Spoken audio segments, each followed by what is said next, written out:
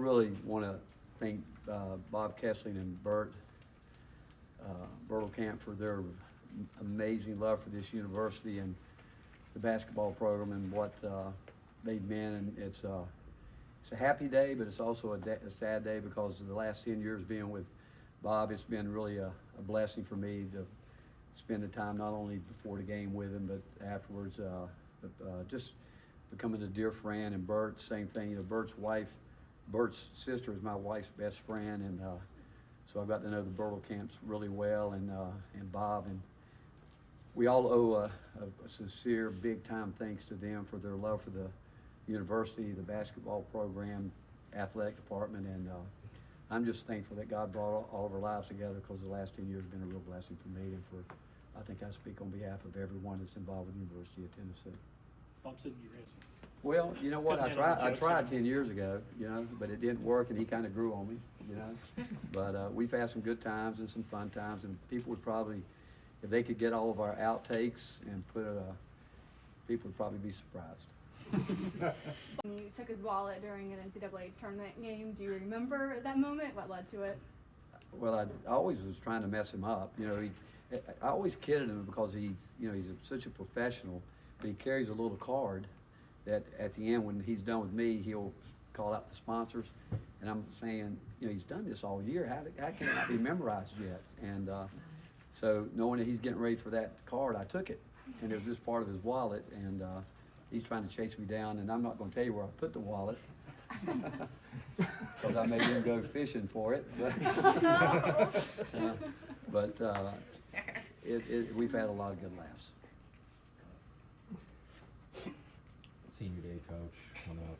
What have these seniors? What has the senior class meant to you, especially as Zakai and Jamai being it? Well, again, it's always a tough time. You know, we're going to actually move our senior day to after the game because, one, we've got a lot this year, and we really don't want to rush through it. And we've always felt like, I've always felt like those guys, if they would like to have a chance to address, you know, Ball Nation, they should be able to do that if they would choose to do it. You can't do that prior to the game. But when I think of those two guys, because 4 years ago when they came in, two guys that we had no idea at the time, like most guys, the impact that they would make on the program, not just basketball-wise, but what they've done outside the program, and how they have endeared themselves at such a high level with Ball Nation. And I think they will go out as really two of the most highly remembered players, certainly in my time here. But what they've done on the court, I wish every coach would have a chance to coach two guys that you learn through them that hard work is a talent, because you've never had to coach hard work with them, which you do sometimes, but with other players. But that's a major talent. Their competitive spirit is a talent. Their willingness to win. I think they both have lived up to our motto. You know, it's not about me, because they have never made it about them. Even when the transfer portals started, all that started to happen, in the NIL, all that. It was always about what can they do to make this program better. And again, it's been quite a dynamic duo with those guys. They've made a major impact. I think the impact they made on Jordan Gainey has been remarkable, because I could put him right there with them. Only regret with Jordan is that we didn't have him for 4 years, because he's been everything that we would want plus. And then you bring in, you know, Chaz and Igor,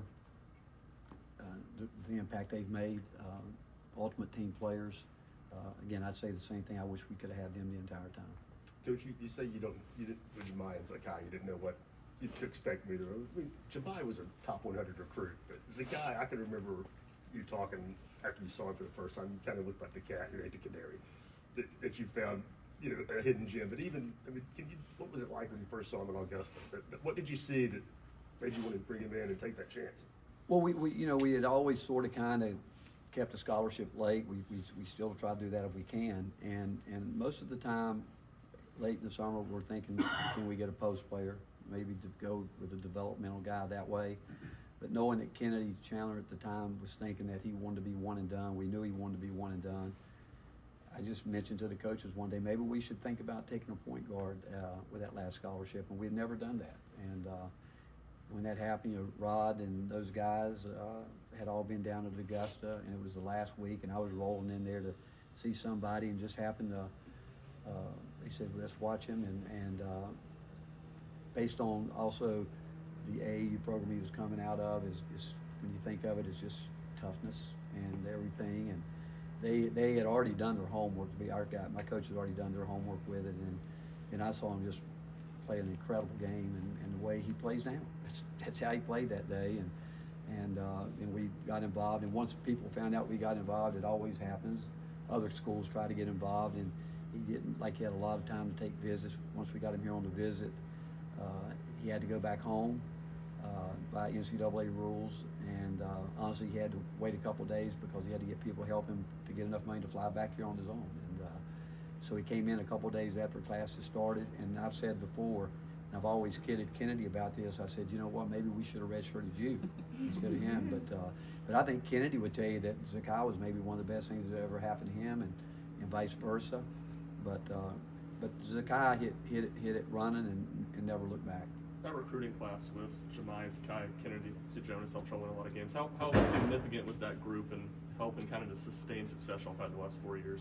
It is, and I think the fact that when we had got it, we felt like we had got it going, and now could we sustain it? And that's the hard part. I think you can get it going, and certainly in most places, but can you sustain it? And not just sustain it, but continue to grow it.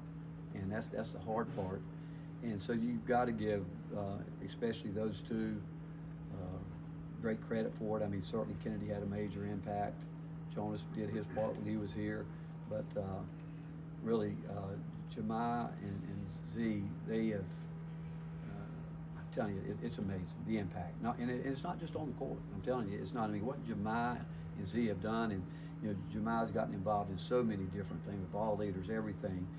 And like I said, they've lived up to our motto. It's not about me as well as anybody.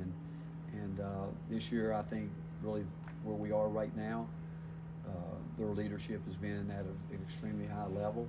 And both of them, I can't thank their families enough either. I mean, they've been so supportive of us when, at a time in college basketball, is when it's easy for someone to walk out. Their families, the values that their families placed in both of these guys about hard work, loyalty, grinding it out day to day.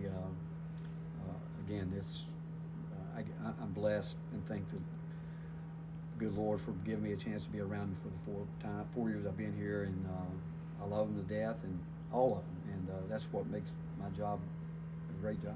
Rick, when you look at just the backstories of those guys, Jamai and Zakai, they're coming from 3,000 miles plus away from each other, different backgrounds growing up. Are they kind of an example of what sports and basketball can do? The kinds of people they can bring together that you never really would have met otherwise, I guess.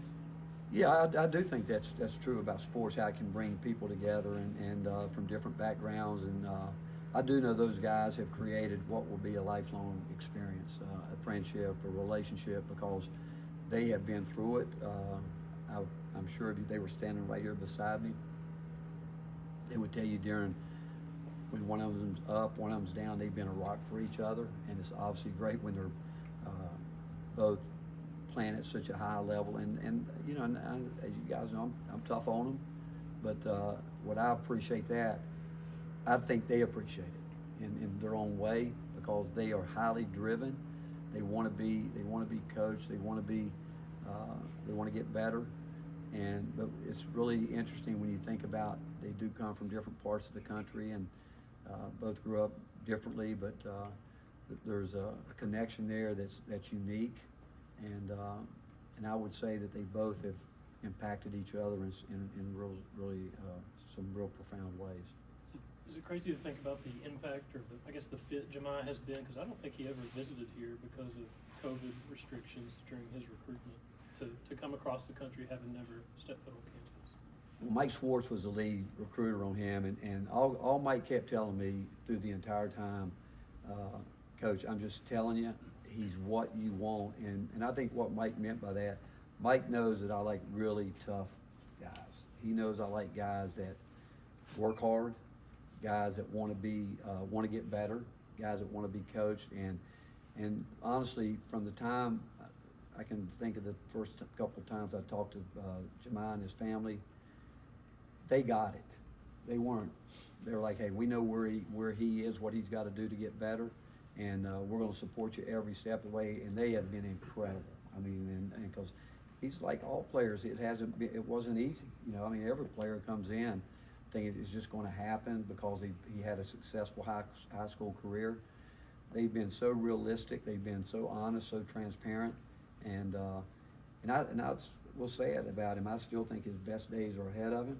And but I can remember the first time talking to his family. I knew I hung up the phone thinking that would be a real blessing for me to have a chance to coach him and be around his family. They've been highly supportive of him, obviously, and they're so close. You know, he's obviously had family in Georgia, which had something to do with it. And but him being here has been really a blessing. Is Zakai kind of the poster child, I guess, for how scholarship can absolutely change someone and their family's lives just in terms of everything that's happened for them? I think if people really understood what Zakai had to do before he got here, I mean, I think Dan O'Neill did a story with him where she was in New York and we were playing, and she said, I want to know how you did this, and he took her to the subway and taught her how didn't have the money to get on the subway, but how to get on it by jumping this, jumping that. I don't think people realize what Zakai had to do to get up in the morning, to get a train to go an hour to school, figure out how to get home, come home, and obviously do his responsibilities with his family. And when you think about that, him off the court, his way was totally different than Jamai's. And so when I just know how Zakai, his route, what he had to go through, and then as you said, Jamai was the top 100 player. Z was at a point where he was ready to give it up. You know, he left Augusta, didn't know if he wanted to reclassify. You know, he felt like he belonged at the highest level, but he was at a point where he thought, well, maybe I should just give this up. But he obviously thankful for us that the good Lord put us there at that time, and fate worked out that God had a plan for him and us, and it's been a great 4-year run. In what ways has Zakai challenged you to be a better coach? Well, I think, again, I talk about consistency. I think the most consistent guy in the program's got to be the head coach and certainly the staff, but that's my number one responsibility, that those guys see me every day, do what I'm supposed to do. And when you got a guy like Zakai, and who he's going to bring it every day. So I think he would be the first guy that would probably notice if I wasn't on my edge or on my game. I think he would notice it. And to be quite frank, I think he'd probably say something to me. He hasn't had to say anything yet. You know, I've said more to him than he said to me, but the fact is, he would probably know it because he comes out there every day with an edge and a consistency, and that he wants to do his job. Thanks, Coach. Thanks, Coach.